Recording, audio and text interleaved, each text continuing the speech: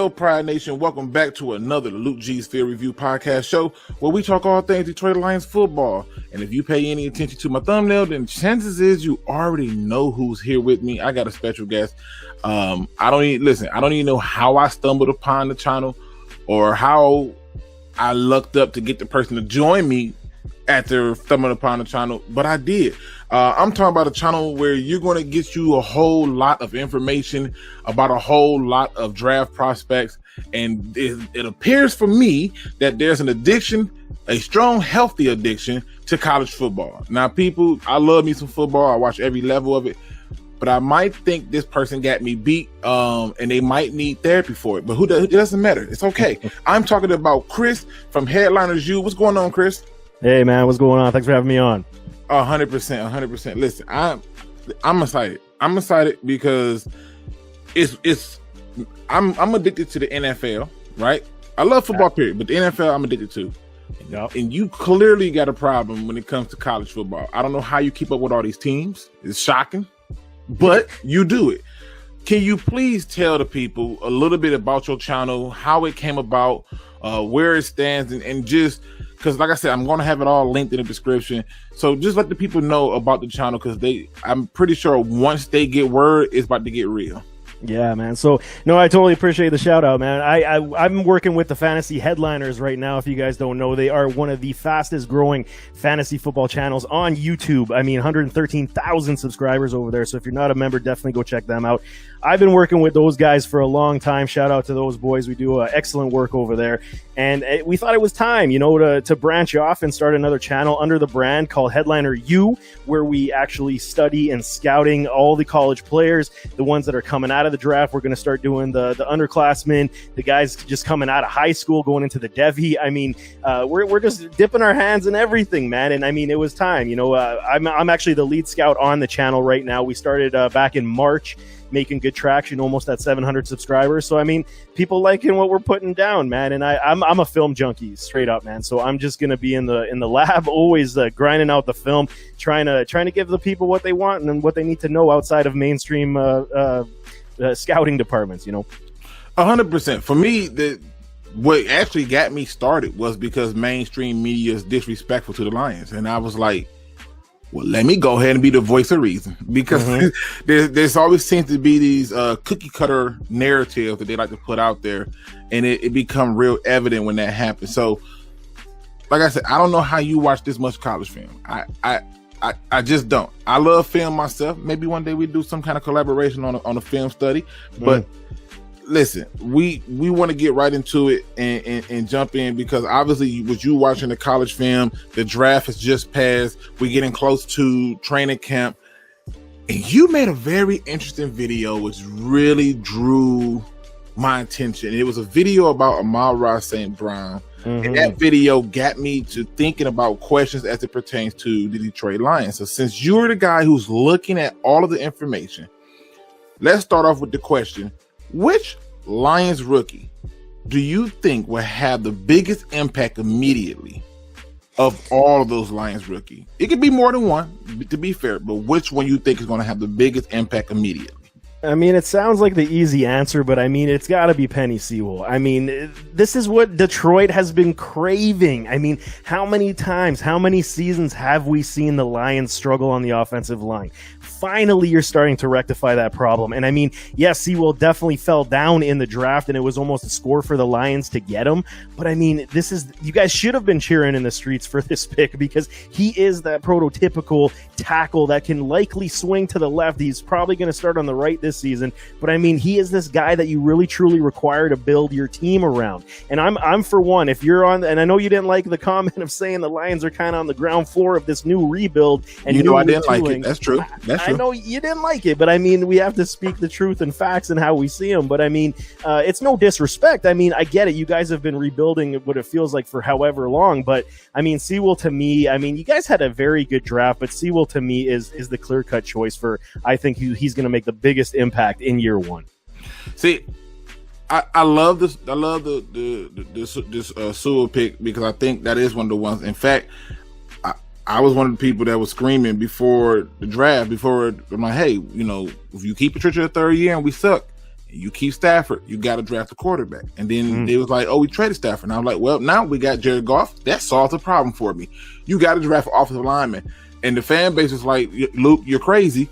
We need a receiver. And I was like, nope, they come a dime a dozen. You don't need to panic and take a receiver that high. But what if it's Jamar Chase? Y'all know I love me some Jamar Chase. However, the idea of having an offensive line in Detroit, that don't even sound right to just say that. To have an offensive line in Detroit, I could not pass up on it.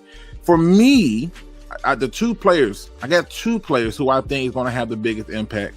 And I believe one of them you did a very in-depth review of, which is Amon-Ra St. Brown.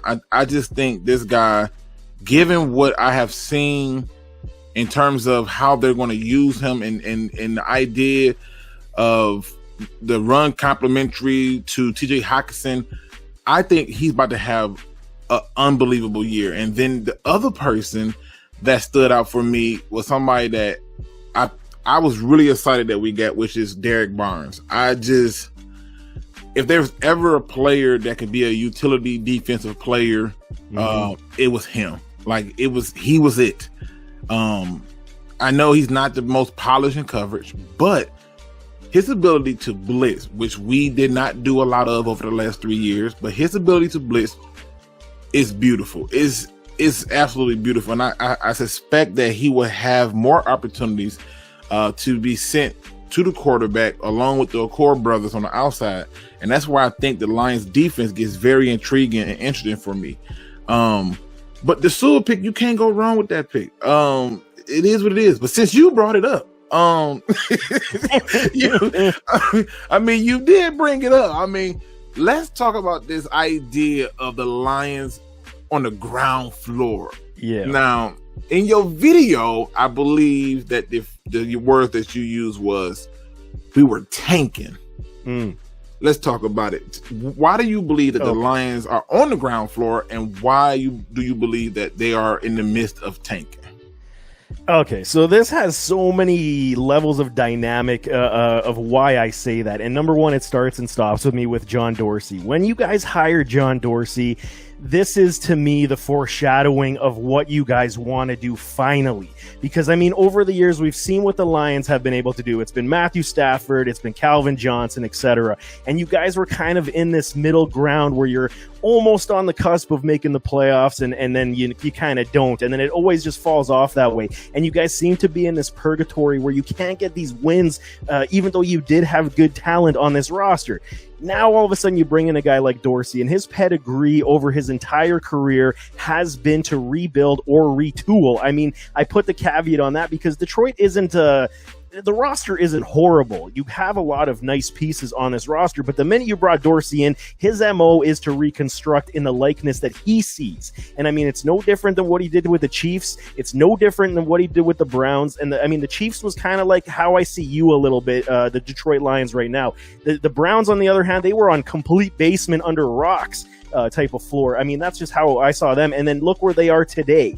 The same staple goes, with the dysfunction that I've seen with the Lions management for all these years, and how they even handle their superstars like Barry Sanders, like Calvin Johnson.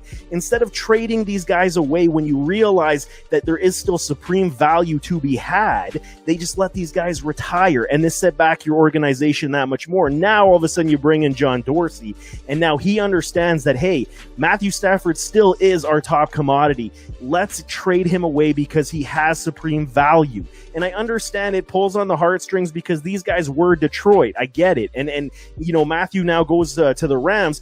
You bring back a guy like Jared Goff. To me, Goff is kind of like this. Is he really an upgrade from Stafford? It's argumentative, right? I don't think he is, but it's a good stopgap for if you want to see what he can do. If he ends up panning out and performs like Matthew Stafford did, then it's a win-win. If he doesn't, you can cut bait from his big contract in 2023, and you're still going on the rebuild, and you stock the cupboards with all these draft picks. So, everything here for me starts with it's a supreme evaluation of what you have on this roster. And if it's disrespectful to say this is a full rebuild, then that's okay. But I'm saying it's it's like kind of in the middle of saying rebuild to retooling, because you guys do have a lot of sound pieces. It's just I think that you're kind of on that first floor level where you need to understand what it is you have with the right people in the front office to actually evaluate the talent and now make this team pointed in the right direction. Yeah, see, it's funny you said that, because when the season ended, started over, I kept telling people we're not in the rebuild, we're in a retooling, and I basically took a lot of heat because people was like, "Oh, there's a difference." I said, "No, rebuild implies that you actually had something that was torn down, and exactly. We're not in that. We're retooling because we're getting there." And then the subs wanted me to say, "Well, we're in the build." I said, "I'll take that over a rebuild because what are we rebuilding?" But I'm going to tell you where I disagree with you at, because this is not a tank job. In fact, John Dorsey is one of the reasons that I do look at it. I just think when you look at the Lions as a whole and what John Dorsey has done, John Dorsey don't do tank. He do a lot of things. Tank ain't one of them.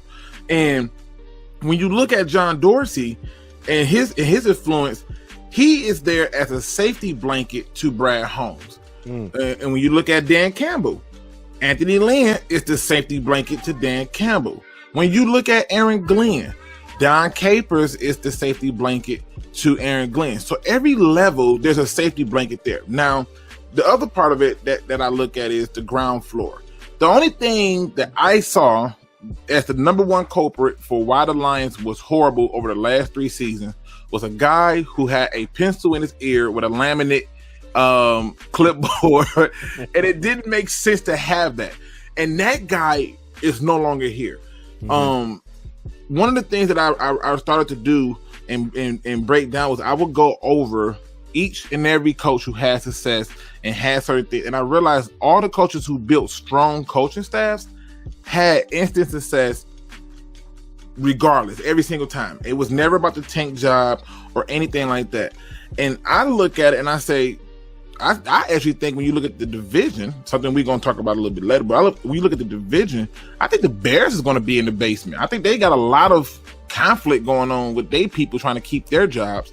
But with the Lions, I see a team who can potentially be very similar to, like you said, the Chiefs, to like the Browns.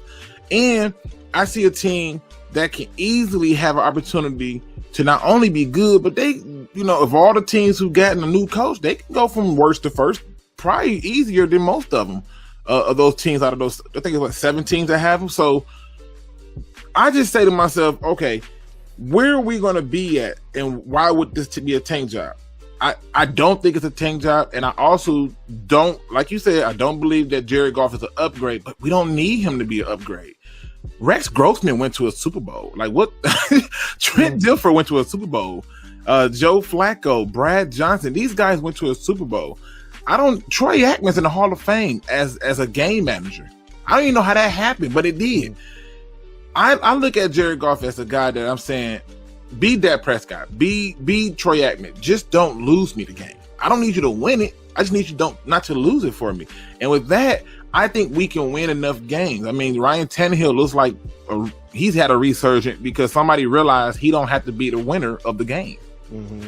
So for me, that's why I don't see this tank job. I expect for the Lions to have a nice record, and that kind of, I'll give you a chance to rebuttal that, but that leads us to our next question too. So you want to rebut that or not? It's up to you. Yeah, let me get into that, because I mean, I totally see where you're going in saying, you trying to be competitive based on what the roster gives you. So I mean, when you look at it, I mean, bringing in Jamal Williams to team up with DeAndre Swift, I mean, that is an indication for me that you intend to be more ground and pound, control the clock, limit how much Jared Goff is throwing the football. And I mean, this is the concern right now because you don't have a clear-cut number one. I mean, are you really banking that Rashard Perryman is going to be this guy? Terrell Williams, I mean, he sees more time in the medical room than a lot of doctors.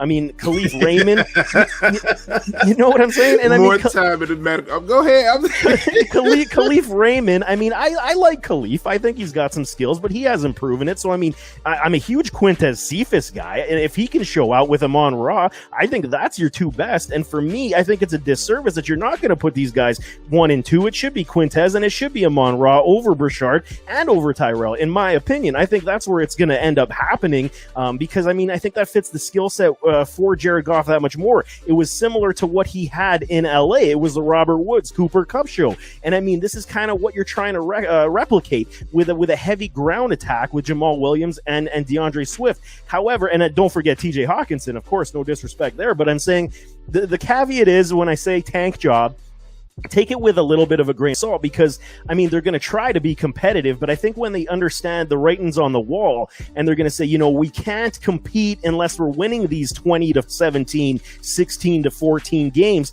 You know, your defense is one of these problems right now, and all those other quarterbacks you mentioned where you said, you know, they're lesser, the Brad Johnsons, the Rex Grossmans, they took their teams to the Super Bowl. There was one commonality with most of those teams, and it was a strong defense, and that's something that you guys are now continuing to build. I mean, you guys truly struggled under Matt Patricia rushing the passer. I mean, you know, league low in sack production. Your secondary, I mean, you lost Slay. You're trying to rebuild. I mean, I get it. You got Okuda and company. But I mean, and you just signed Quinton Dunbar. But I mean, you have pieces. This is kind of what I'm saying. But I don't think you're at that point where you even understand what the identity is, even with this new coaching staff. I mean, Anthony Lynn is a run-heavy coach, so that bodes to my point of saying this is why you brought in Jamal Williams. This is why you want to team him up with DeAndre Swift to help ease. But I mean, I really struggle. You guys, it feels to me like you're bottom feeders this year again, and I know that's not something Lions fans want to hear, but this is for the betterment of your team, because this is how they will evaluate under Dorsey. He already stacking the picks, man, and he's going to keep doing it, and this is how you're going to build within the next 2 to 3 years. You will turn into a Cleveland Brown type of situation where you were on the bottom floor on the basement, and now look at you. You're challenging for AFC Championship games. Yeah, I think you made some very good points. I think that when you look at the Lions as a whole, though, I think that the objective is different. I think especially with Lynn being run heavy, the offensive line should be much improved. I think this is an evolving team that is constantly going to be going towards a certain direction. And it's clear to me. I think the only difference is we don't have to actually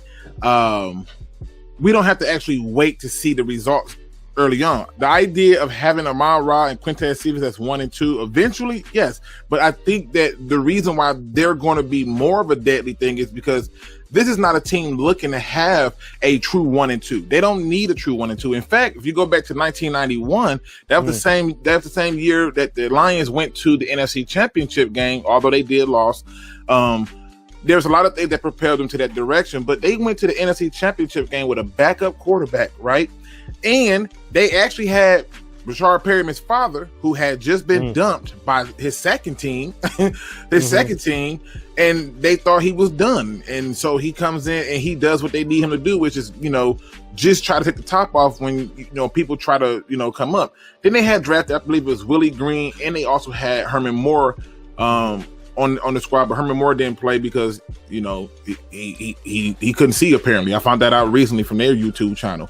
So, but you look at this team, everything's going to go in levels. So it's going to go from the run to the tight end to those slot guys, aka Amon-Ra and Quintez Cephas. That creates a problem for any team.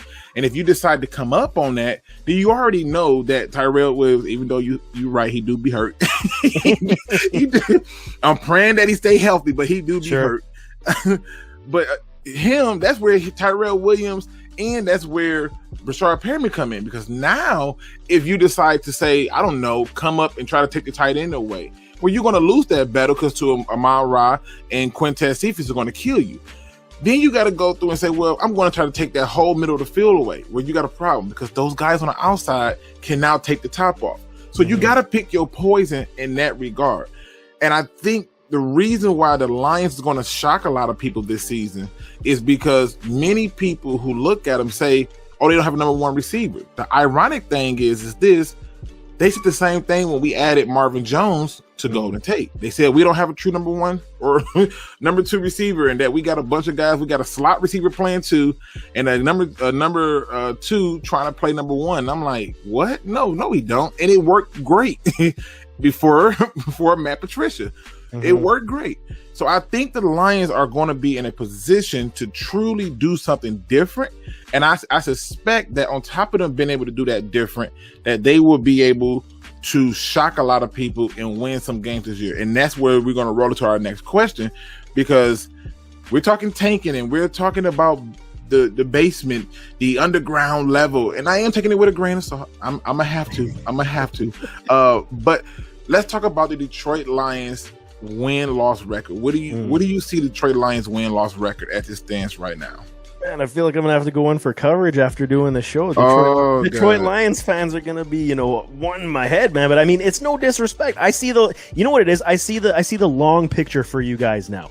This is the thing. Before, when you say, what is the path forward, it's almost like you guys never even had one. I'm just such a big fan of Dorsey. I think that his vision, his path is what's going to set you guys. And for me, I think it is a 5 or 6 win season this year. I think, and it's predicated upon this, okay? And this is for the benefit of the future.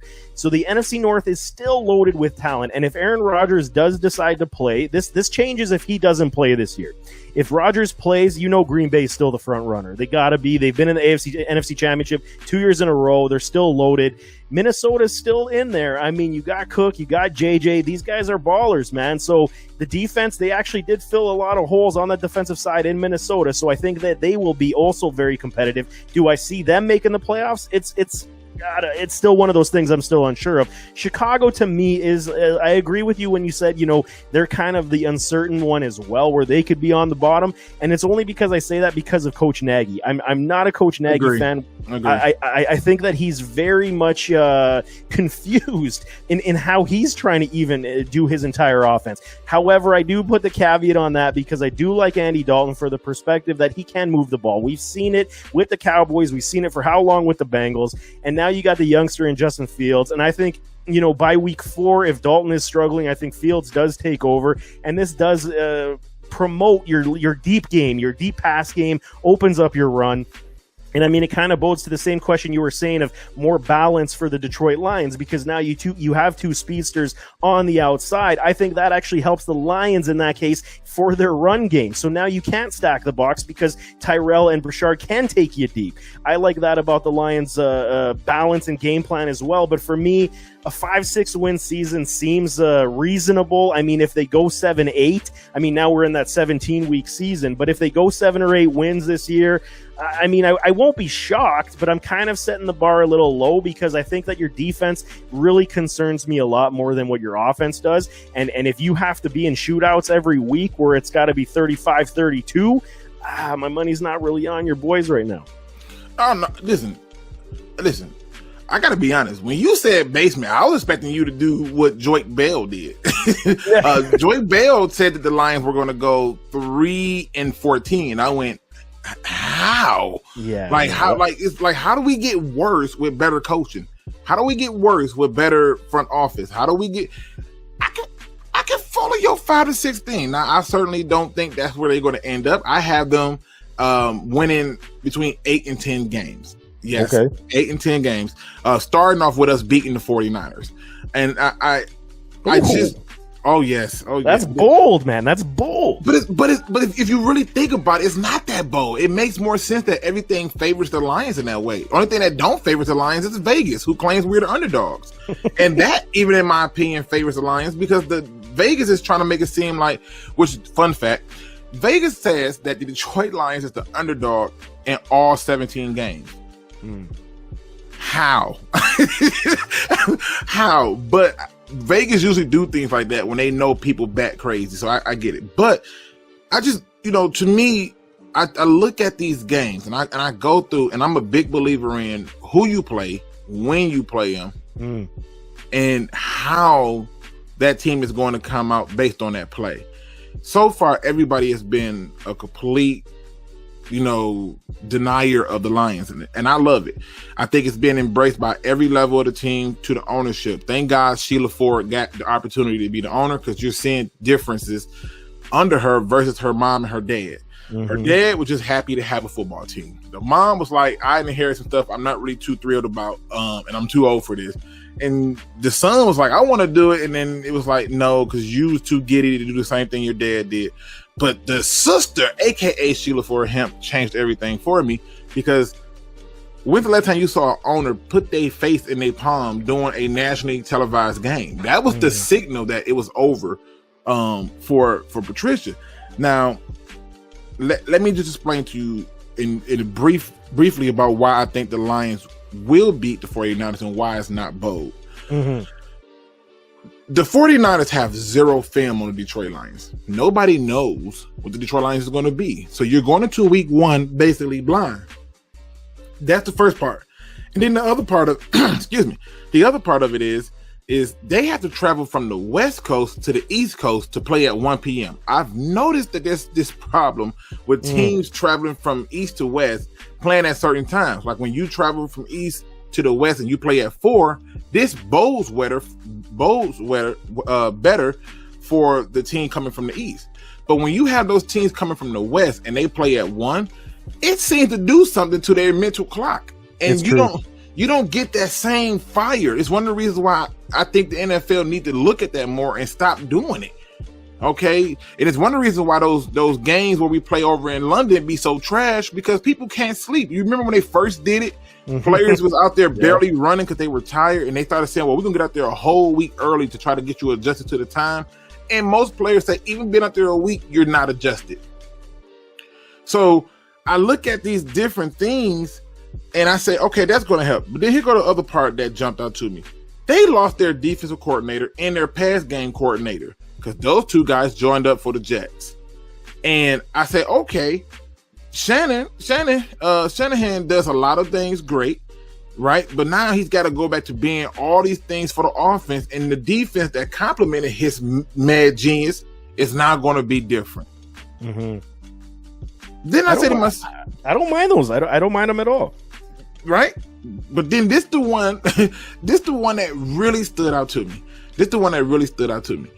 Is on top of those small changes, you got a guy who's in a hot seat. They just went out and drafted a rookie quarterback. And when you try to toss that rookie quarterback out there week one, which they won't, but they may try, that will bode better for the Lions, because now he's coming into his first NFL game. And his first NFL game is coming to the house of the Lions after the state just opened everything back up. In fact, the moment they opened everything back up, that game sold out. Exactly. Yep. So you're going to have a bunch of drunk Michiganders who is ready to act the fool for the first NFL game in almost 2 years at home. This is huge for us. Very freaking huge for us. And I think that's something that we have to look at and say, okay, these are big changes. Now, I just found out recently that Nick Bosa is not going to be back for at least 4 weeks. Oh, so now the pot gets even sweeter. They got another guy, I believe it was Jordan Willis, who got suspended for the first game. Even better. Their starting tackle, Trent Williams, I think is out for the season. Oh, it just keeps getting better. Everything is just it's shaping up Lions, right? It's shaping up Lions. I'm just saying it. You know what? I love it because the point you're making of saying travel from west to east, that's 100%, because I'm a point spread guy as well, and I value those analytics, because the percentages are for west east travel. It is a major problem for those clubs, and that is a major knocker for sure. What was your other point you said? The first one you made? The very first one I made was the fact that they lost. I said the travel, and I said that they lost their pass coordinator, and they lost the defensive coordinator. That's right. That's big too, and I agree. And I mean, I think that losing Robert Salah, that's massive for that team. But I think this 49ers team is built very strong. And your other point was the no tape on this Lions. Yeah, they have no tape. We got all the film on them. There's not much they can change. They have no. If they even attempt to use the preseason as a barometer to see, this is what they're going to be, you're not even going to get the real team. It's one of the reasons why, for the first time in a long time, the Detroit Lions have not held, which will be this year, they will not be holding a joint practice.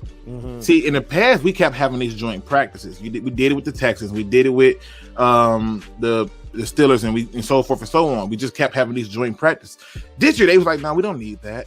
Because they don't want you to know what we're doing. Keep doubting us. You doubted the head coach. You doubting the GM. You just keep doubting it. And it's because nobody sees the safety blankets that they have behind them. That's one of the reasons why I think we bust them in the mouth. And then, like you said, which although I think even if Aaron Rodgers plays, we still beating them. But because that's the one team. Oh, yeah. Well, listen, if you think about the history of the Lions and the Packers over the last couple of years, the only thing perfect example, right? Let's go to last year, right? They be barely beating us. Like they'll win a game like 34-30, right? 22-23. Mm-hmm. You know, like you're barely winning. And before we went with Patricia, we were beating them regularly.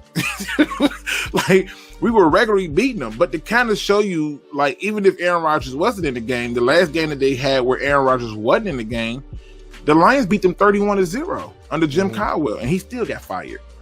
So, yeah, if Aaron Rodgers doesn't play, I mean, it changes the entire landscape. But, man, you're putting some spice on this predictions today, man. Listen. Beating the Green Bay Packers. Holy smokes, man. Yeah, I'm telling you, I look at things out of the box. Actually, the year that we went against Kansas City, I predicted us to win the game. The only thing that doomed me on that was that weird fumble that everybody stopped except for that one player on Kansas City who was like, "Oh, I didn't hear no whistle." I'm taking that was it. That was it, you know. And so to me, that was the biggest difference. But I had us winning that game. Then I remember the year when Patricia came and I was like, "Yeah, we beating the Patriots," and people was like, "What?" I was like, "We're beating the Patriots," and we did. And so I look at games differently. But one of the two reasons why I had us winning those games was because of when we played them. Those were earlier games where I knew that the history of those other teams where they have slow starts and slow buildup. I think the top team in the NFC North is the Vikings. By virtue of that, the only thing that was suffering for them was all them people who opted out from defense. But they're going to still have their problems because they got some people in some legal issues. But Mike Zimmerman is on the hot seat again, right? But the Lions' biggest problem, they can't stop Cook. They've always had trouble stopping Cook. We've been good with the Packers. We just got to figure out how to stop the run, and that's where I think it gets a little bit different for us. So let me switch it up and get into some more of the players because we got to talk about this. This is the beauty of it all. What are your thoughts on in terms of the how can I word that? Let me try. I don't botch this wording on this. What are your thoughts on the Detroit Lions head coach Dan Campbell? Because right now the media is throwing him to the wolves. Apparently he's the second worst coach in the NFL. I don't know how this is possible. He never took a snap. And the Lions are going to have the first overall pick according to mainstream media. What are your thoughts on Dan Campbell? I'm trying to be sensitive because, I mean, the man's got a family, right? So, to me, the man's got a family. To me, this guy, I mean, he's an utmost professional. He's been an interim head coach, so I'll give him that. But he is very inexperienced. I mean, he's a tight end coach from the Saints coming over, and to me, he's like this lesser kind of Robert Salah motivator type. I mean, Salah to me that goes to the New York Jets from the 49ers. The pedigree was there for the defensive capabilities of his game and being the motivator. Right now, what I see in Dan Campbell is he's just strictly the motivator. So he's there to manage the roster. And why I say that is because you brought in Anthony Lynn. Has his own struggles as being a head coach. I think Anthony Lynn is a fine play caller. I just think that when he's a head coach, it inhibits his ability to be that fine play caller. He just can't do both. So that's where I think the Campbell hire and the Anthony Lynn hire come into tandem, where now you have Anthony Lynn calling all the plays. He doesn't have to worry about the coaching stuff, and he leaves that to the main motivator in Dan Campbell. The thing is, he's very inexperienced. So, I mean, if we're going to put cuss on guys like Anthony Lynn for having poor in-game management, I mean, I hear guys cussing down Cliff Kingsbury of the Cardinals because of his in-game management, right? So if Campbell doesn't fix that early and get a good standard and staple on that early in how he manages the clock, how he manages his timeouts, what types of plays he's allowing Anthony Lynn. Is it just going to be Anthony Lynn calling all the shots on the offensive side? I don't know, and this is something that nobody knows until we actually see it. But I mean, he doesn't hold the coaching pedigree, so I understand where Lions media is going to be bashing him. I was of the opinion that the Lions should have went after Eric Bieniemy. You know, if you're starting, like I said, on this retooling stitch, you're going on the rebuilding stitch, get a guy like Bieniemy because he is an offensive guy. You go and you bring in some defensive guys to help take care of that defense, but bring in the Andy Reid tree into this team. This would have been far greater for the upside for your top-end players, like the Swift, like the Hawkinson, and then you start building around those guys. But I mean, I get the concern that a lot of Lions fans have or media, national media has on Campbell, because so far how he is perceiving himself through the media in his interviews, it is a little bit like knee-jerk gun show from the hip, and I get where it's coming from. I just love me some Dan Campbell. I'm gonna tell you why. I'm gonna tell you why I love him. Mm-hmm. He is creating the Lions way. The Lions have tried the Patriots way. The Lions have tried the Eagles way. They've tried everybody else's way. I'm sick of that attempt. I want the Lions way. You talked about this earlier with the identity, and I was like, yo, that's where you're right. You got to talk about the identity. But the one thing that I know, and I feel confident in saying is he is going to allow Anthony Lynn to run that offense. And it's one of the reasons that he talked about being a true alpha and allowing other alphas to do their job. And I said, that's where you want to get it done at. That's where it gets done at. I take it to the military level, because even in the military, you don't have time for sergeants and everybody else to babysit and walk you through things. I need to trust that you can get her done. And that's what I think he's going to do with this team. The other reason why I'm excited for it is because I know that there is something going on when you can assemble a staff like this. You got Deuce Staley to basically tell the Eagles it was fun. Yeah. You got RB Pleasant to basically be like, hey, it's been great. I'm going over here with that guy because I like that guy. You got Aaron Glenn to come join you, and you put together an impressive coaching staff. When it came to Bieniemy, I just looked at Bieniemy and I had question marks, even though he had this quote unquote experience. And I said, God, you was running the ball so well in the Super Bowl, and yet you just thought, what? Let's make Patrick Mahomes the guy? Why? The Bucs were struggling to slow down Clyde Edwards-Helaire, and I'm thinking, why stop that train? So to me, I don't even think Eric Bieniemy or Saleh or any other coach we could have got would have assembled this coaching staff, would have had this level of confidence to do it. And the one of the reasons I love this is because, to me, the head coach should be a manager. You go back to some of the greats and the legends, obviously Lombardi, Landry, Walsh, Shula. You go through some of these great coaches. They didn't babysit their coordinators. They told them, look, you're going to call this, and then when you get it wrong, I'll remove you and I'll jump in. And so to me, that's a new dynamic that I'm excited for. That I cannot be more than, yes, is it some wild stuff going on? Yeah, but you know, people think that Pete Carroll was crazy because he runs up and down the sidelines at 78 years of age or something, right? Like he's like 100 and still running. And people thought he was crazy. But in terms of experience, the experience part don't bother me, because they had the same issue when the Steelers named Mike Tomlin the head coach. Everybody said, oh, he doesn't have any experience. Well, he hasn't had a losing season since he took over.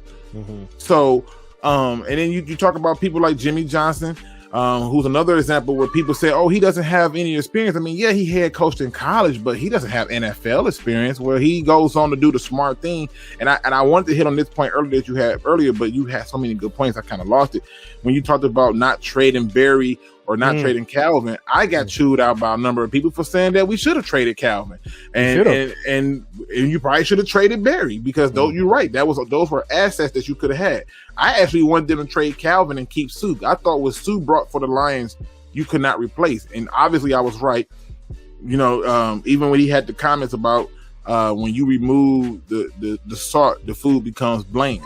And he was right, because it did become bland on our defense when he was gone. He has a scary intangible that you just can't account for. Like, look what he did for Aaron Donald. Aaron Donald literally set like his own career best because Sue was on the field. You go over to the Bucks and look what Jason changed the whole defense. He's just that kind of guy.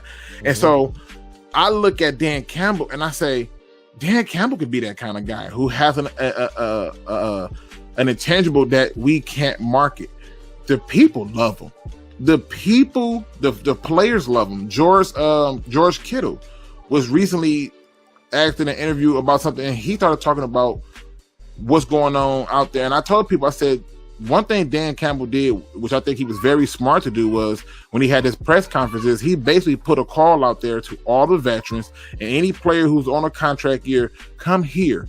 We're gonna have fun. Like I don't know if you follow rap, but it was a long time ago where Suge Knight was like, if you don't want nobody dancing all up in your videos, right? The Source Awards, the Source Awards. See, you with me? Stay with me. I got you, man. So when he put that call out, I said, this is brilliant. Because before then you had people where the Lions were trying to bring in Richard Sherman, and he chose the 49ers because he was like, I heard bad things and it's not fun, and I don't want to be a part of that atmosphere, and the scheme that they're playing don't suit me well, and I'm gonna go over here. And so I think those different things bode well, but I think Dan Campbell was the right hire, and if at least for this reason alone, similar to what they did with most of these coaches that come in to get you to a certain point, and then you need a guy to get you over a hump. I'll give you a perfect example. The Buccaneers brought in Tony Dungy. He did great things for them, but that he got them as far as he can get them, and then they traded for Gruden, who happened to go against a team who he basically created everything for, and they beat him. Great. Pete Carroll, even with Pete Carroll, they had, I think it was Sam White that they had? No, it was Mike Holmgren. That's who it was. Holmgren, yep. Mike Holmgren.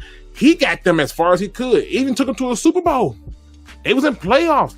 But they said, okay, he got us as far as he can get us. Now it's the next step. I think at the very least, Campbell can get us as far as he can get us, if not get us to the promised land, and we still get there. And I think that for the first time in over 20 years, because it's been that long, the Detroit Lions will actually have coaches plucked from their coaching staff. Nobody comes to Detroit for a coach. In fact, if you become a head coach here and it don't work, you're dead in the water. Basically, yeah. So I love your view on it, and I think that is cool that you have that view. I will piggyback your point, because I think it is a good one. It's a culture change, it's process change, and I'm a Bills Mafia supporter, man, through and through. And I've been through team that did it. That's another team, McDermott. Exactly. He didn't have experience. Yeah. That's it. And I'm saying, like, he had the defensive coordinator experience in Carolina, but it was all, what was the best part of it? And I will agree with you in this sense, because you said that you don't want to see any more regurgitation of somebody else's brand, like the New England Patriot way. You don't want to see that anymore. And I agree with you. Why are you trying to replicate something that somebody else did, man? What's the phrase always used? Imitation and duplication is suicide. And this, right?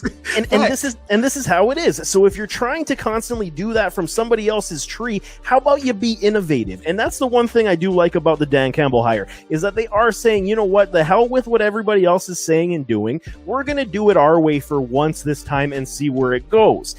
Regardless on if Dan Campbell is going to be a good head coach or just a guy who's going to get you to 500 every single year, I think you hit the nail right on the head, is when you're saying, I think he is that stopgap coach to change the process, and then he will give the reins to somebody else once this team is built in the vision of Dorsey and company, where they do see it, and then they get a guy like who has an offensive pedigree or a defensive pedigree, depending on how you guys build your roster, right? So, I mean, from that point of view, I totally agree with what you said. Yeah, like I said, I'm always an out of the box thinker, I'm always looking at history. I feel like history always tells you what this team is going to be. I remember somebody told me that, the Lions couldn't go from worst to first. I said, but yet when they were 7-9 at the Jim Schwartz, they ended up going 11-5 with Jim Caldwell. And I said, let's reverse that and flip it a little bit. I said the Rams was like 4-12 under Jeff Fisher, and then here comes McVay, another guy who they said was too young. He's going to be the youngest guy, and you're turning the keys over to him, and they just go on to win 11 wins. Nothing special. And then even with McDermott, if I'm not mistaken, I think y'all were 7-9 or 6-10 the Bills were, and then he comes in. I think he won 10 or 11 games or something like that. Yep. So it was a quick turnaround. They did the same thing with Matt LaFleur. They said, "Oh, he's too young. He's not going to do this and this and this and this," and he goes 13 wins. And I'm like, what the hell? But they also had Jon Kapler reconstruct that defense, and that's where it got beautiful.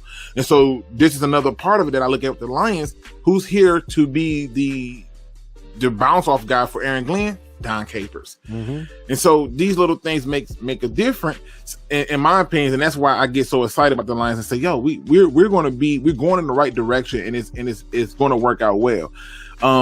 So let me jump into this next one, because we obviously talked about Campbell. We switched that around, and I know that there have been seven teams this year, if I'm not mistaken, that have gotten new head coaches. Okay. Now I don't know if you remember what the 7 teams are, but I'll be happy to remind you. That was the Atlanta Falcons, the Detroit Lions, the Eagles, the Jets, the Chargers, the Jags, and the Texans. And so my question is of those 7 teams, where do you rank Dan Campbell in terms of a coach that's going to be more likely to have success? So you're not going to like my answer again, man. And listen, truth.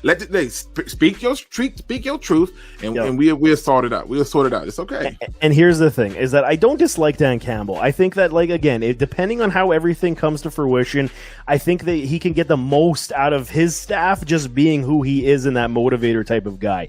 I still kind of want to put him. There's 7 coaches. I'll put him around number 5. I mean, because the Eagles coach, again, inexperience. You even got the LA Chargers coach. He's got some experience, but again, he's very inexperienced. Arthur Smith, inexperienced. David Culley, there's the Patriot way again, going to Houston. So, for me, it's going to be around the 5 to 7. He's going to be mix and match, hovering around there. The Eagles, so here's the thing. You talk about Salah, just quickly, you'll talk about Salah, and you'll say he's very strongly defensive-minded.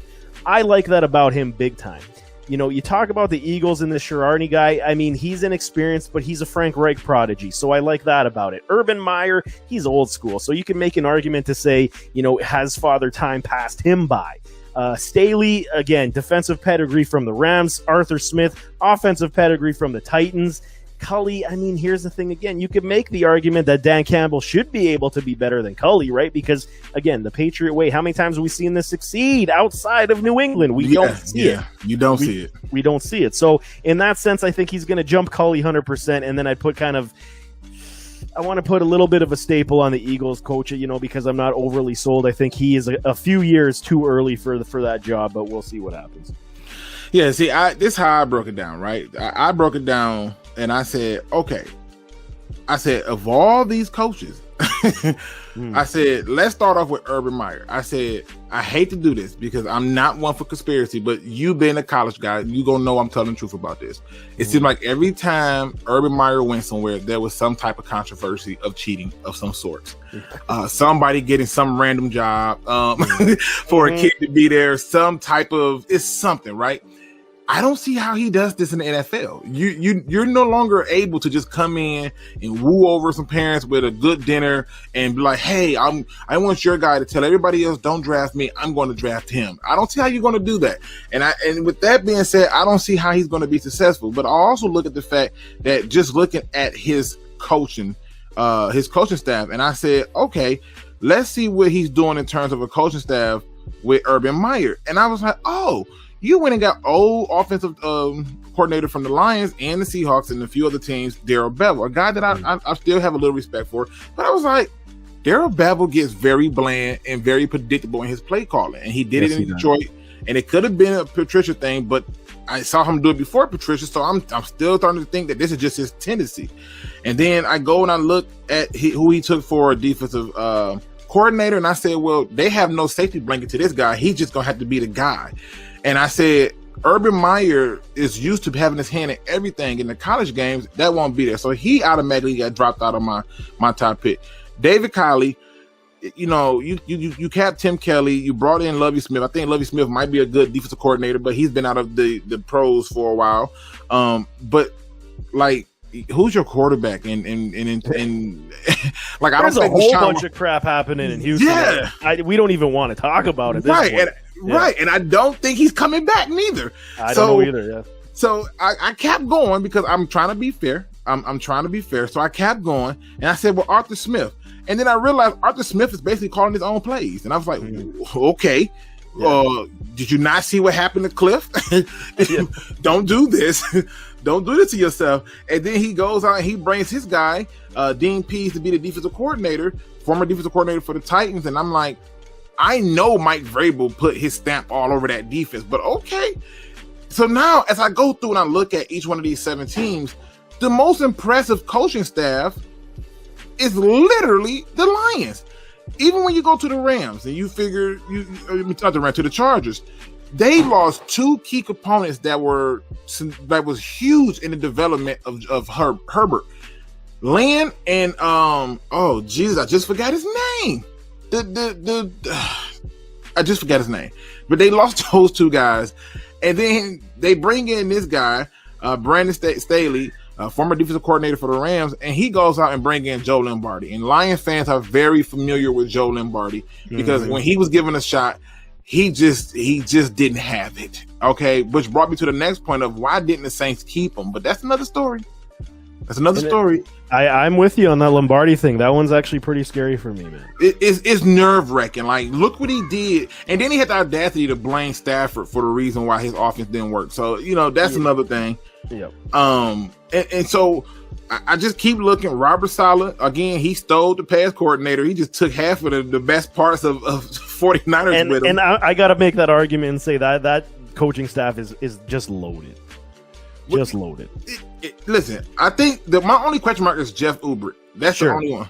Because you figure that's but he's going to have, like, Robert Saleh's going to have to learn that he cannot he can put his hand in the cookie jar, but he can't leave it in there. In other words, you get these coaches who get so involved in the side of the ball that they used to. It's like you're not a coordinator no more. You talked about this earlier with Lynn being allowed to just focus on being a play caller. That's huge.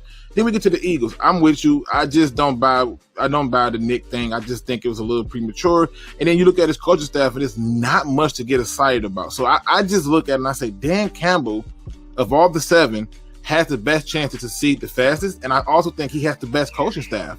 It just, when you get to look at the reality of what he has to work with, and knowing that this guy and Aaron Glenn is going to have a safety net of Don Capers, it's poetry in motion. And so that's why I kind of look at it and I say it's going to be so much different. And so I look at these little things and I go, look, this is where it gets special at. Now, I want to get into your part of this. This is the part where I could not wait for, because watching your videos, your player comparisons and everything, I just be like, okay, you had one video. I was trying to think of the receiver's name. It wasn't even Amon Ra. It was somebody else. And you just had all my blood boiling. I was like, oh God, why he go? Well, just so much love here. I was like, look at all this love he giving. And I remember the reason it irritated me. Oh, it was a video on a possible bust. That's what it was. So if the video you were talking about the possible bust and you named a guy, I don't want to do this. I want people to go and watch the video, but you named a guy and you was like, I don't know if he's going to be able to do this from college to here. And and you talked about his measurables and he was short. And I was like, but he's explosive. And he went to a certain team, i.e. the Seattle Seahawks. That'll give you an idea who I'm talking about. And I was like, oh, he's really trying to upset me here. Okay, I think he's doing this on purpose. Okay. But sometimes that gets views, right? So we gotta do that. Listen, and it works. I was like, what did he just say? But you did make a very good point about Terry. And so I knew where you were going with it. And I was like, okay, he brought me back. Now I'm back. He got me. But this right here is about the Detroit Lions draft, and I want you to give me one player comparison for each one of the draft picks that the Lions have. If you need me to refresh you on who we took, I'm more than willing to do it. But something tells me with as much college football as you watch, that's not going to be needed. So, it's a good class, and I mean this is when you talk about culture and change over for what your team should be doing. This is a very good, solid, foundational class. It might not bring out more than 1 or 2 potential stars, but I mean, it's a good class. I mean, your first pick with Penny Sewell, I mean, okay, so here's the thing. Let me put the caveat on that too. I don't force player comps.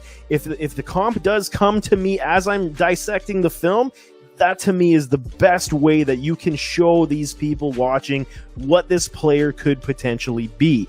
I did go back and I do go with some other scouts and I discuss and I look at their stuff and I say, why do you see it this way? Because, everybody's eye is different. Okay. The intangible in the eye and how you see the products on the field, everyone will view it differently. That's why, when I went to my scouting courses, it was more about understanding, how can we all be on the same page with a number value on how we do this. But even then, that is definitely something that your eye will tell you. And if you have the intangible eye, you will start to see it. But anyway, Sewell, I will say, someone, I don't really have a comp for him either. I mean, he is quality year one starter. I mean, this guy's going to be a beast. I've seen others call him like a Trent Williams. I don't hate it. I don't hate it whatsoever. When you're talking pick 2, this Levi kid, I'm not even going to try to pronounce your last name. Thank you. I get butchered. Listen, I butcher names the worst. I was scared. I was like, thank God he just let me call him Chris. Please call me. Just keep it simple. Let me just call him Chris. Because I would. Anzarike. I think that's how you say it. Anzarike. Anzarike. Okay. I can't even do it as you said it. I can't even do it again. I can't either. We getting along way too good. But go ahead. Levi. Oh, we'll just say it that way, man. Levi. Yes, he's good. And the thing is, what I like to see for me, and this also goes to the point of saying, how do you retool and rebuild a roster when you're on kind of like the lower end floors? And it always starts with offensive and defensive line for me, always. And that's when you can tell a team is really trying to change the progress of how their roster is built. Levi is this guy that, again, teamed up with Michael Brockers, now with Flowers. You're going to have now a defensive line that can actually get some penetration and force the issue. Again, I don't necessarily have a player comp for him either because he is a little bit different. His body frame is very strange to me. It's like almost he's got lanky legs, but he's got a big upper body and he's powerful that way. So, I mean, I'm very curious to how he's going to be his first year. I can see him definitely as a rotational guy who is going to get in there from time to time to spell. And year 2, I can see him potentially taking a starting role on this roster. Same goes for your 3rd round pick, man. This Aleem McNeil. I mean, he is one of these guys that's very interesting to me as well. No major comp for him either. But how I'll break it down for you, he was a former linebacker in high school. So this kind of bodes extremely different for defensive tackles because you like to have them big and stout to be this run stuffer, and this guy is a run stuffer, man. And this is exactly what you needed. You talked about stopping Dalvin Cook and company. This is the type of guys that you need on this team. Even if he's not going to be a full-fledged starter, you get to spell him out and you get to put him in situational football. He does have the ability to stop guys inside. So, I mean, from that perspective, from North Carolina State, it was a little bit of a reach in the 3rd round, I want to say, but I don't hate his game whatsoever. I think he's definitely on the up and ups. Again, your other 3rd round pick, the Syracuse. I'm not even going to try his name either, man. I practice. Okay, he like to be called Iffy, but I think it's Afitu Malafalawau. I'm pretty sure I botched his last name. Botched it, but we're good. I'm pretty sure I did. See, that's why I let you take that one, man. AKA, we gonna call him Iffy because it's easier to just do it. Just Iffy. He's Iffy. There we go. Iffy's got some skills, man. He's got good size. He's got a good frame. He has elite traits that you guys should definitely be excited about. You are building this defensive back secondary fairly well. I do like it, okay? When you got Okudah, I'm a still big Okudah fan. He didn't have the best rookie year, but I'm still a big fan. I do like Quinton Dunbar signing him. I think that was fantastic. What I do expect eventually to happen with Iffy is that he could actually transition to a safety. I think this could be where he is home. I'm so in love with you right now. Like, if I can hug you, we would just have a strong bro hug, because it's one of the things that I said that if you're going to utilize him, use him as a safety, because I think that's where you get more of his range. And it's kind of how I saw him. Okudah wasn't my pick. I was not a big Okudah guy because I saw Donovan Peoples-Jones and a few other Michigan receivers, Nick Collins and all them. I seen them guys basically do him dirty and they just dropped the ball. And I saw him doing a lot of grabbing. He never traveled with the best receivers. In fact, I think I did a whole video saying he wasn't worth a top 10 pick, and people got mad about it. And then after the first year, it aged really well. So, but it's true. But it's just taking a guy that high need to come in and be like Darrell Reeves, in my opinion. But that's just me.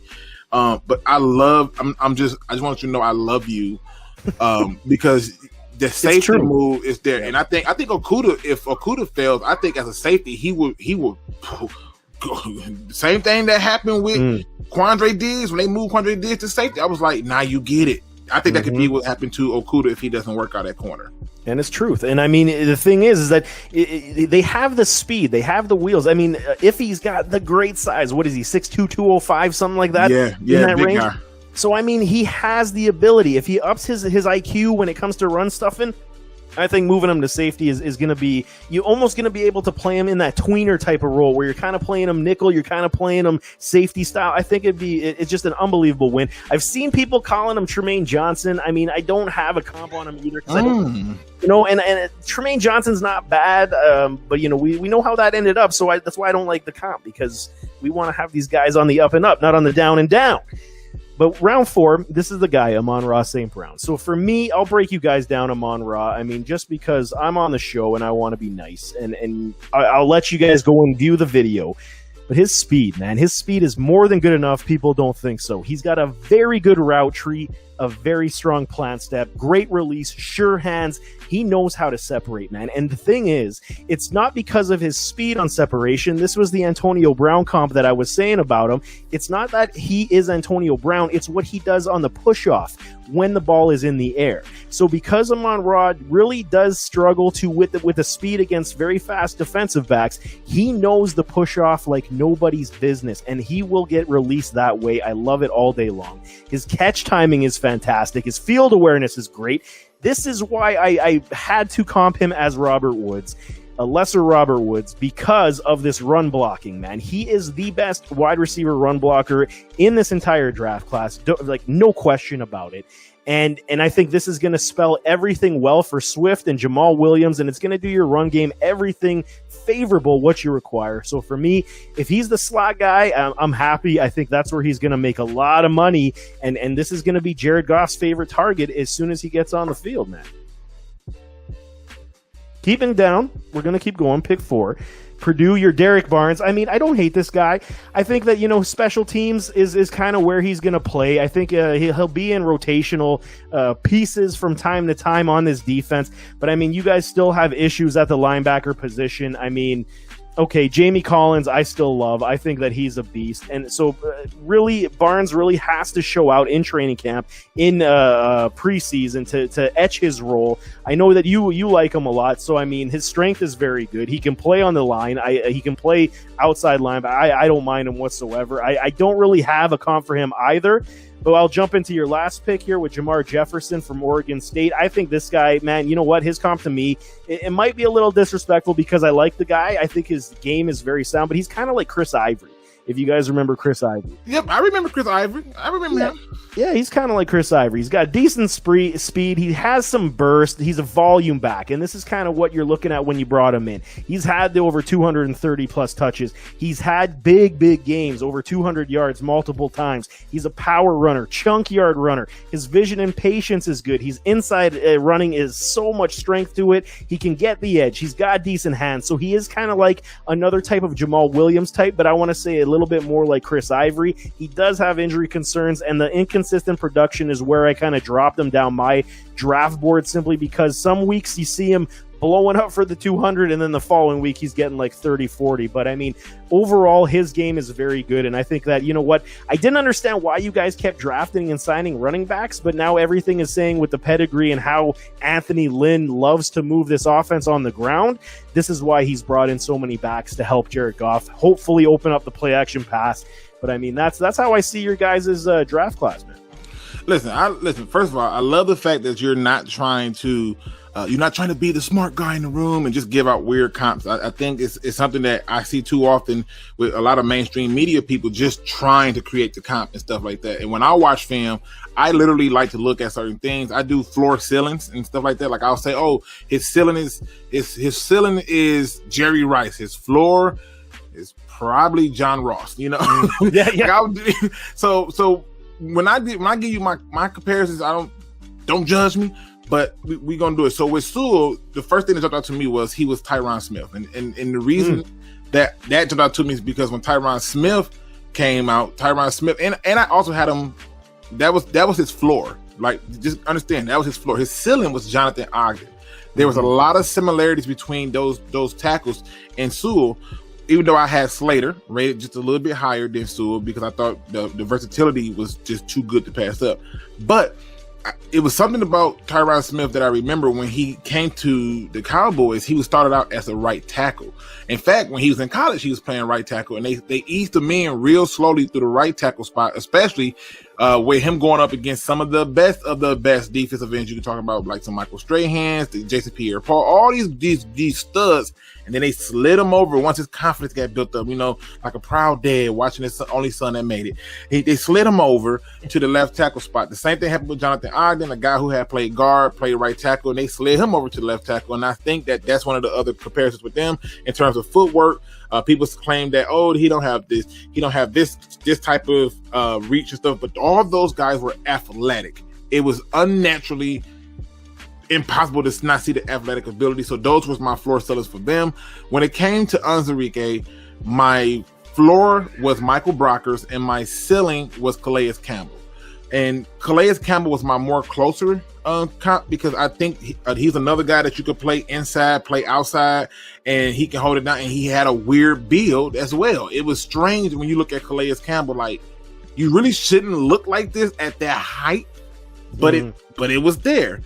When we get over down to Emil, this is one of those guys that I looked at, and I think you said he played linebacker. I thought he played linebacker and running back in high school.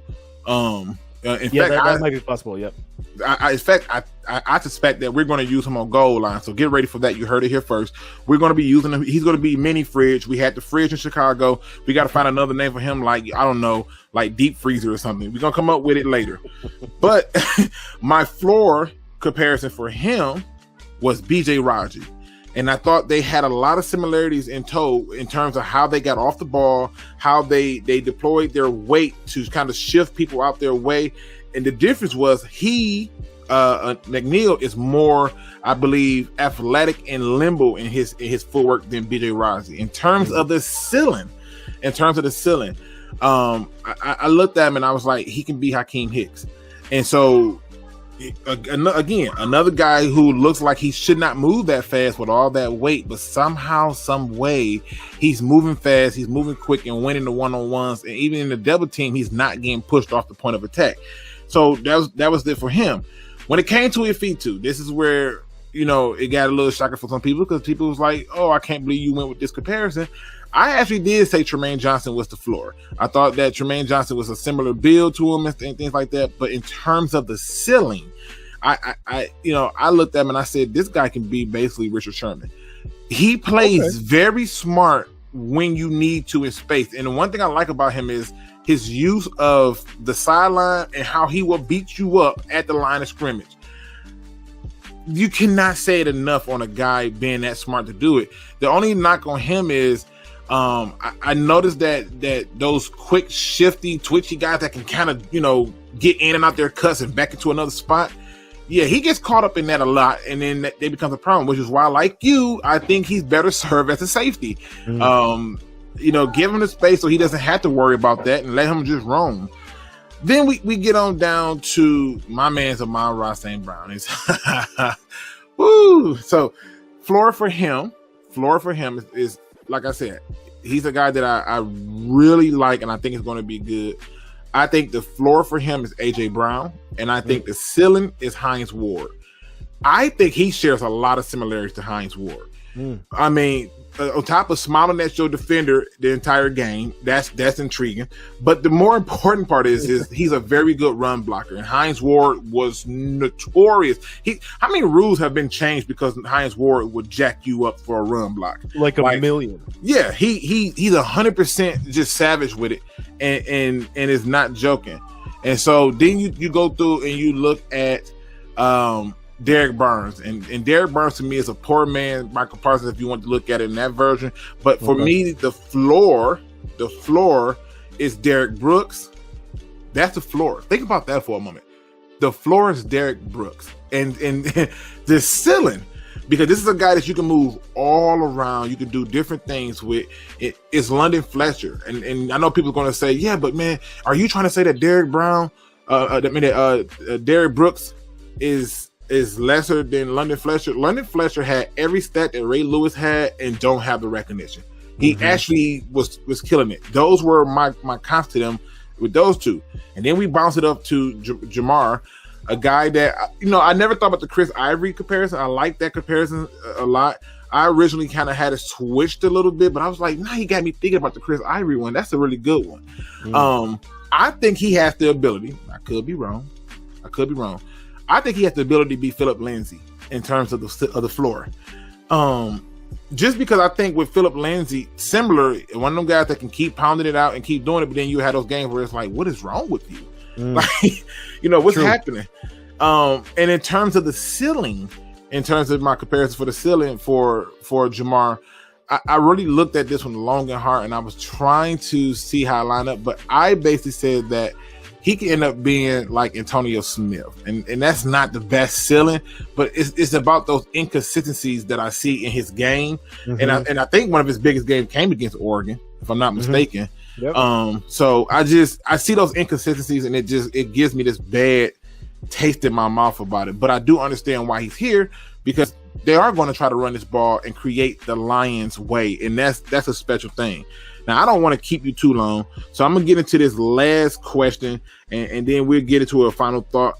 But for this last question, this is something that I just threw in there. Again, it's another curveball. I wanted to kind of see where you're going to go with this. Let's just say hypothetically, the Detroit Lions get the first overall pick, and they're sitting there with the first overall pick. Do the Lions go quarterback? Or do they go with the big defensive lineman from Oregon? How you pronounce this dude's name? Theobald? No, that's not how you do it. It's I'm not. You know what? The names, man. The names. It's tough. It's tough to say them. So, where do you see the Lions? If the Lions did end up with the first overall pick in this draft, which I don't see happening, where do you see them going in terms of that first pick? If it's quarterback, tell me the quarterback you think that. It's like, hey, this is you can't miss with this quarterback. Where do you see him going with that? But if it's somebody else, please tell us. I'm just curious because you watch more college ball than I do. I generally watch college ball, but I really watch certain teams. Like I only watch like Texas, Michigan State. I'll watch Alabama. I'll watch LSU. I watch a lot of those, the bigger programs. But for the most part, in terms of small schools, every now and then, Western Michigan, Central, I'm pretty much Michigan guy. Sorry. But where do you see them going if they did end up with the first overall pick? So, I mean, that Kayvon guy from Oregon is getting a lot of steam, and I get it. And it's one of those things. If you have... Here's the thing. If you're talking about the Detroit Lions right now as we sit today, and where they're going to be in the next after the season is done. And if it goes to the same direction that I'm saying about Jared Goff kind of being that fill-in presence, they're not going to say it. I think Spencer Rattler's your guy.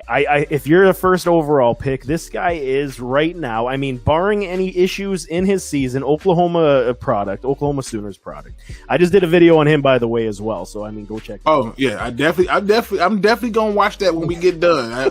I got off work and ran home, so I was like, I got to get home. There we go. But yeah, go ahead. But for me, it's Rattler all day long. And I mean, you have the other Sam Howell's the other quarterback that's being pegged as 1 and 2 right now, North Carolina product. And for me, it's Spencer Rattler all day long. I think the upside for him to be this elite commodity franchise quarterback, you can't go wrong. And even if, say, that the Detroit Lions do finish with the first overall pick in the NFL draft, even if you're not going to cut bait because contractually you're really going to be paying a ton of dead cap to Jared Goff, you're still paying dead cap to Matthew Stafford. So you can let Rattler sit for 1 year behind Jared Goff in 2022. If this is the case, he can learn the system, learn everything, and you could even potentially see him take kind of like the Mahomes treatment when it was with Alex Smith playing the first year. It's almost like he redshirts his first his rookie season in the NFL. I just love you, man. I just love you. I do. It's so, oh my God, I just love you. It's amazing to me how people just, I love football people, and you, sir, are a football person. It's not because we share a lot of the same views. It's because there's a logic to it, what you just said. That logic of letting them sit. Many people forget how Patrick Mahomes got to sit behind Alex Smith on a team that was winning before he joined it and got to wait. And many people forgot that. And I just love you. I'm just, if you know what, we're going to do a virtual hug, and I want you to know that it's all of the muscles, all the biceps, everything is in it. We're going to get one of those handshakes like off of Predator, where Arnold and Carl Weathers gave the unnecessary urn to show the biceps. That's us right now. We're so in it right now. I'm just loving it, man. Keep preaching. It's because it is truth. Everything comes with logic for me. I'm not just going to tell you something that isn't truth, man. If you're actually looking to build your team properly, and this is why I understand, or I don't understand why some NFL teams do what they do. There's a reason why some NFL teams struggle. Like the Chicago Bears, how long have they been without a quarterback? It's been forever. They just can't understand how to get out of their own way and do things properly. This is what you need to do. It's just because, you don't necessarily draft for need. You draft best player available 9 times out of 10 because that gives you everything you require for potential trades down the road. There's nothing that even suggests if you are the first overall pick in 2022, you select Spencer Rattler and you trade Jared Goff again. Yeah, you're going to eat some dead cap. But I mean, now you have the potential to have a top wide receiver, to have a young hotshot franchise quarterback. I mean, this is the type of thing. I get understanding why you're going to take this Kayvon kid from Oregon, the defensive end. He is looking like he's going to be a beast as well. But for me, everything in this league right now is quarterback. It's quarterback. You need one to succeed. And look at how this works. Outside of Tom Brady, of course, who's just going to keep playing until he's 100. But that's where I'd go if I'm the Lions and I got the first overall pick next year. Listen, I know I said that was going to be the last question, but then I thought about something, right? We got to talk about the NCAA new rule. There's no way we cannot talk about this. And it's, I know for my subscribers and the Lions fan base and stuff like this right here, I always try to figure out when things change, how does it affect the Lions? I think this affects the Lions. It affects the NFL. I think this affects college sports. It's a tough one. It is a tough one. And if you want my opinion on it, I mean, I'll give it. Listen. I'm gonna set this up. We're gonna ease our way into it, and then we can make this the final question of if at all, nothing else. But man, when I heard that they're going to allow players to now get paid, I went, yay! And that happiness was short-lived because I started thinking about all the cons to this movement.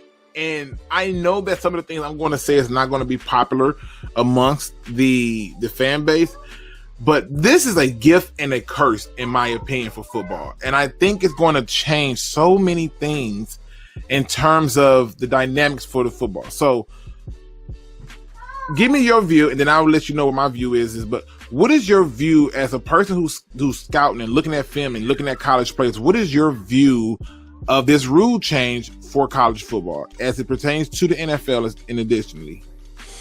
Yeah, so I mean, it's such a complex topic of discussion. You could legit fill a whole show just because of this topic. And the thing is, I completely understand and empathize with the NCAA FBS football players, or the NCAA players in general, that can now make money off of their own brand. And the thing is my argument at first started with, you're getting a scholarship to play, and it removes you from your circumstances to now improve your life, however it may be, education or through athletics. Then that's where I started. And it started to morph, and I said, well, it shows how much these colleges do make off of their programs, their athletic programs. And I said, well, that's not fair either. And I said, there should be something of a profit sharing to these athletes because they are a product for these colleges. And it kind of morphed that conversation. So it was like, do I believe that these players should always be penalized because, they're getting a free education, but then yet the school is the one that's making the billions off of their play? I said, well, then, okay, I can see that. So now my thought process was, why don't they put some money, a percentage of the money they earn for each sport, and they put it into a trust for these players once they finish school. That way they're set up for the future, because my main argument now goes to the bodies that regulate how this monies are going to be dispersed is state by state. So now that's a problem, because you're going to have many different state legislatures that are going to say how each state can operate. So that's going to put some bias to it. Your boosters now, this is a problem as well. So all the boosters that come in will now be able to recruit and say, hey, I will buy products from your brand if you come and play at this school. That is my school. So that's going to be unfair in recruiting process, right? So it's not to say that the players don't deserve the money. It's just now what everything that comes along with this, right? So the other aspect is that now if these players, I mean, and we've seen it, we talk about it all the time. I think a 30 for 30, a very popular one, the ESPN thing was the NFL players who became broke after making millions and millions of dollars. Andre Rison, for example, Bernie Kosar. These guys burned through all their cash because they were young men. I remember Andre Rison saying he was like, I would go to a party, have 50 grand cash in my pocket. I'd wake up in a hotel and all my money's all over the hotel. I don't even know what the hell happened that day. True, he did say that. He said that. And you're going to be giving guys, okay, and this is the thing, the NFL players coming into the league right now are anywhere from 21 to 24 years old. They're young men, okay? They come from circumstances that are not ideal. Now you give them millions of dollars, and there's no financial education on how to save their money or spend it wisely. This is a major problem, because now you're actually pushing that back to even more youthful players who now are going to still be on the educational tip, and maybe they don't even finish school now. That's a possibility, because now they have money in their pocket. I don't know. This whole thing is very it's open now for interpretation, because there's so many open levels of this conversation. I don't dislike it, because I do think for the effort they should get something for it. I just think that it was not thought through properly, because everything that a guy with money, I mean, you give me $1 million, you're going to see what I'm going to do with it. Like, this is what I'm saying, right? And I'm an older guy. And I share a lot of your concerns. The first thing I thought about, and the first thing my mind went to is when looking at this process of not having all these different restrictions into it. I like the idea of a trust as well, but I'm just thinking to myself, right? The financial understanding of, like, you talk about blowing through money. People like, everybody's not Marshawn Lynch. Marshawn Lynch says he has not touched a penny of his NFL money because of his endorsements. He's using all of his endorsements, and he hasn't touched a penny of it.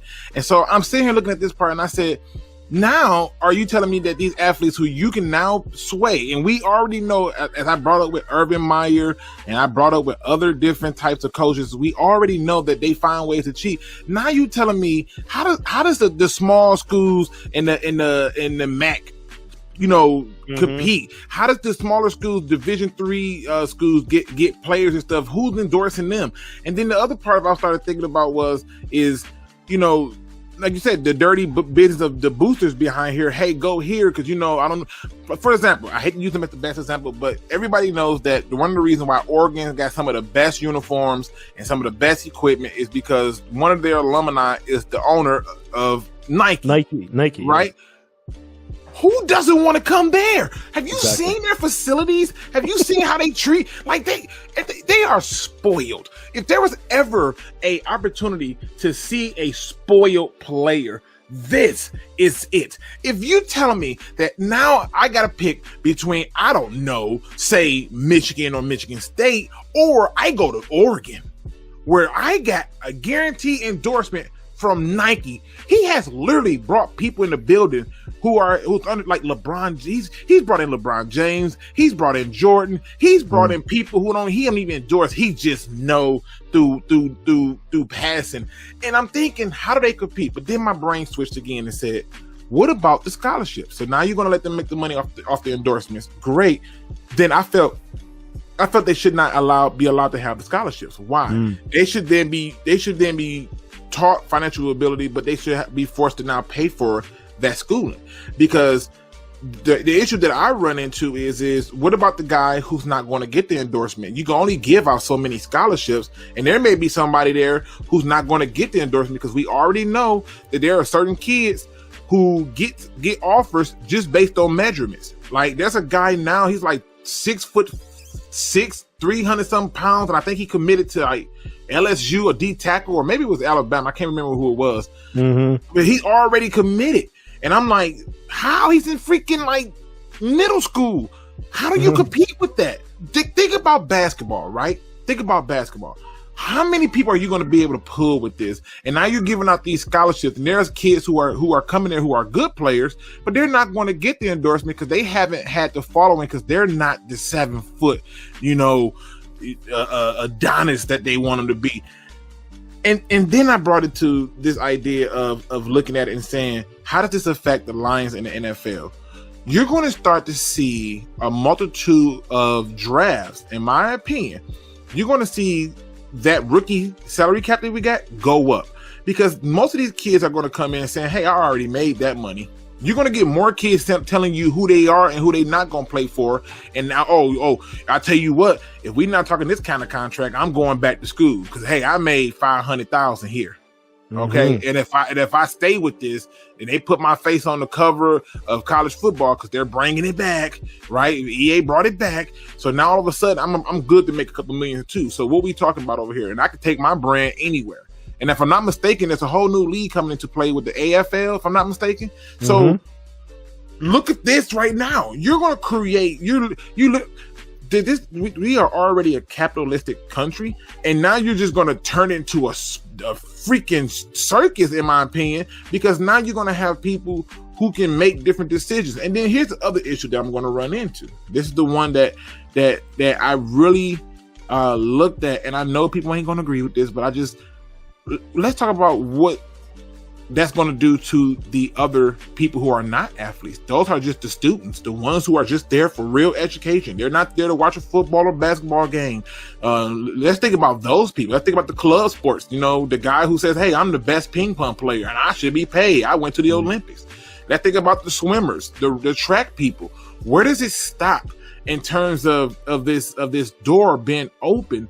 And now all of a sudden, because the school is making the money off of it, and you said it yourself, the amount of money they're making, but now it's going to trickle down to who paying more money? The regular students. It has to, right? Because we're going to now, if you got 4 players, like look at Alabama, how many people they don't put in the first round of the draft? Imagine all of them having a brand and an endorsement. Who's going to pay for that? It's crazy. It's just, and I know that it's not a perfect system. I love the idea of a trust. I love that idea. I need them to have some concrete figuring this stuff out. What percentage they get? Is there a cap on how much they can get? And I just think if you're making the cap, let's say the cap is $500,000, the average bachelor degree gonna run, even with you staying on campus, it's probably going to run you about 70, 80,000, right? Somewhere in that area. And if you're making 500,000, just pay for your school. Yeah. Why are you taking it? And I agree with that. Even if it's, say you come in to a school and you're not endorsed yet, and you come in, you start playing, and someone gives you an endorsement, maybe pay back your scholarship. I mean, give it to somebody else that actually requires that scholarship. Right. That's the pay it forward effect, right? And I mean, here's the thing. I agree with you with the NFL. So this is going to be some of the NFL, and the NFL is just a monster on its own. So they understand. Right. They probably have boardrooms with people already going into this and how they're going to manipulate everything that's going to happen from this. Because what you just said is absolutely correct. Is if the rookie comes into an NFL draft already bank loaded with his sponsorships, I mean, the money was a lot of the driving factor for a lot of these youngsters. I mean, you talk about rookie contract, and then they go after their second contract where they're making the big dollars. So, I mean, now do we see kind of a drop in playing ability for players coming into the NFL? That's one thing that I said. Is the heart going to be there anymore? Is the motivation going to be there anymore? That's kind of been my argument as well. So, I mean, motivation comes with the dollar for so many people. I mean, we're all people. We have to live. We want to earn and be comfortable. But I mean, this is something, because it's new, because it's different. I get there's going to be varying opinions on both sides. But see, for me, the argument to say in favor of the players making money is because somebody just shouldn't be making all the money and nobody makes any of it. I think that's not cool, but it needs to be done better than what it is. It's almost like, hey, the door's open, you guys do this, unless there's going to be some regulation where or some kind of way that these endorsements or these sponsors are going to say, we're only going to sponsor XYZ top end players, the rest of them aren't going to get one. So then that kind of levels out the playing field. I don't know. There's so many dynamics. Like I said, you could have a whole show on this one. I know it's like I said, it's frustrating for me in a lot of ways. Like I said, I do wonder that it's one of the reasons why the NFL is so king, because they have a salary cap. And you look at the NBA, you got people talking about load management. Like what? Yeah. Load management. What are we doing here? Like, you got a fully guaranteed contract, and it's like, okay. And the NFL is king still because the competition level is different. It's one of the reasons when you look at games of like the college basketball games versus the NBA, you see a different level of money being brought in because people see a level of competition. But the transfer portal, oh my God, what's going to happen with that? Are we going to start to see super teams in college? Right? Like, does that do away with the idea of a legitimate playoff? And there's so many facets to it that I had to hit on, because, like I said, you're somebody who has unhealthy addiction to college football. Okay, football in general, yeah, football man. in general, but it's but that's why I want to kind of touch on it, because I made light of it because, like I said, it's so many ways to go around it, and I know the average person is going to say they make money anyway, they should be able to get the scholarship too. But it's like, what about the kid who walked onto the field, played really good? Because a lot of these kids like walked on. I knew one of them, like Nick Perry. So when Nick Perry left Detroit, and because he played at, I want to say he played at King High School in Detroit. When he left Detroit, he had offers from a whole lot of schools. He walked on to USC, had to sit that entire time before he got his shot, and then he didn't get a scholarship until that year that he really started like being a draft prospect. If he didn't get before then, he was having to pay for it out of his pocket. So so what about that guy? Now, you know, and what about the times where you go to some of these schools like at Alabama, where now I don't get into my senior year, and now I'm balling, I finally get an endorsement, but the first 3-4 years of it, I had to pay out of pocket. Like, it's just, I just see a lot of issues with this without some type of guidelines to make it look a certain way. And so that's where it gets confusing for me. But you know, listen, Chris, I cannot. I could talk football with you forever. I feel like we was on a romantic date, and it was all about the sport. It was just great to have this conversation with you and be so in depth and have you be honest and open about what you're seeing. What I want you to do is plug your channel again, plug the group that you are with, and give them your final thought for today. Perfect, man. I really appreciate you having me on the show. I do a lot of stuff on Twitter, man, so follow me on Twitter at Chris_FH1. I am also with the Fantasy Headliners.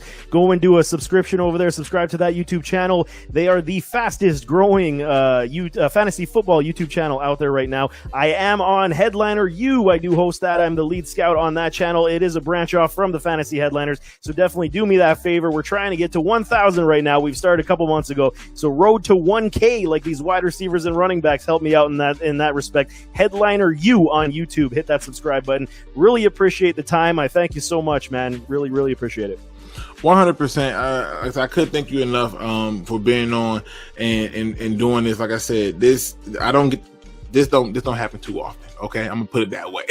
Nice. where I get to have so much fun and just see, like, yeah, people see what I see, and a lot of times people think I'm crazy because I really am a snob and a stickler for the little details when it comes to players. But this is by far the most awesome thing that I've ever done, and I appreciate you for coming on. All right, thanks a lot, man.